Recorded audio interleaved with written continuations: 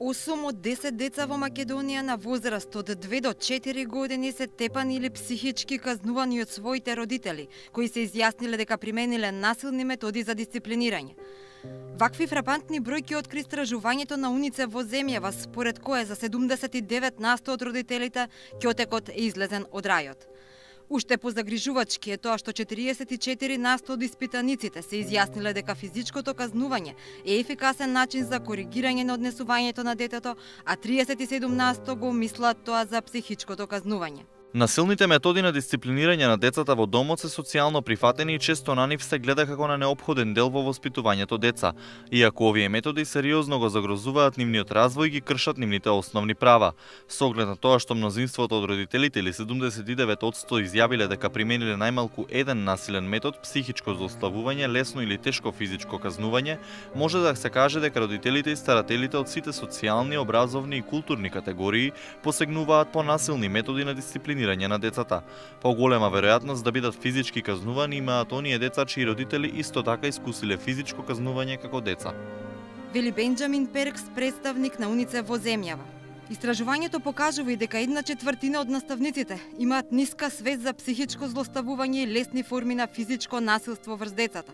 Тие најчесто како насилство врз деца ги препознаваат ситуациите во кои може да дојде до тешки физички повреди, а помалку ситуациите во кои има емоционални последици врз детето. Загрижувачки е и тоа дека дури 73% од лицата кои биле сведоци на насилно однесување врз дете, тоа не го пријавиле бидејќи сметаат дека немаат право да се мешаат и дека тоа не е нивни проблем.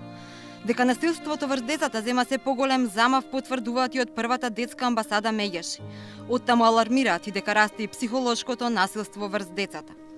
Според ЕСС извештајот на првата детска амбасада Меѓаши за периодот од декември 2016 до декември 2017 во однос на семена насилство има сомнеж за 36 деца жртви од вкупен број на 124, од кои што 10 биле изложени има сомнеж за физичко насилство, за психолошко насилство 7 и за негрижа врз дете 19 деца или вкупно 36. Во однос на истражувањата претходно кои што се дека е зголемен бројот на родители кои што како дисциплина ја користат казнувањето физичко и психолошко, тоа се загрижувачки податоци и сметаме како детска амбасада Меѓаши дека е неопходно да се развиваат позитивни мерки за дисциплина на родителите, нивна едукација и целосно вклучување на сите системски структури, воени центар за социјална работа, училиштата со цел превентивно постапување и учење на родителите како да ги дисциплинираат своите деца. За социолозите пак овие очајни бројки се показател дека родителите условно ги изгубиле сите механизми за ставање во ред на своите деца и дека институциите се руинирани. Еден дел од тие проблеми се во образовниот систем, во спитниот образовен систем. Вториот проблем е во рамките на семејството.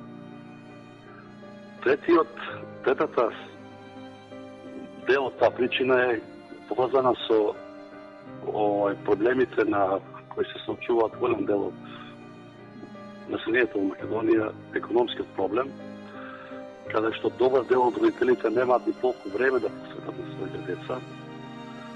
И најпосле, што долго време, тој воспитно-образовен систем од најраните години е практично руиниран. Почнувајќи негде од детските градинки да не зборам до универзитет. Граѓаните пак велат дека по никоја цена не го оправдуваат ќотекот како воспитна мерка. Јас сум се обидувала да биде без ќотек да разговара со деца, да им објасниш сепак се тие деца. Не, тоа не го прифаќам тоа. Ако не знаеш да се муавет и совам да воспиташ, ќотекот нема да помогне ништо, само може да биде контраефект. Не, во некој случај. Не сме тоа.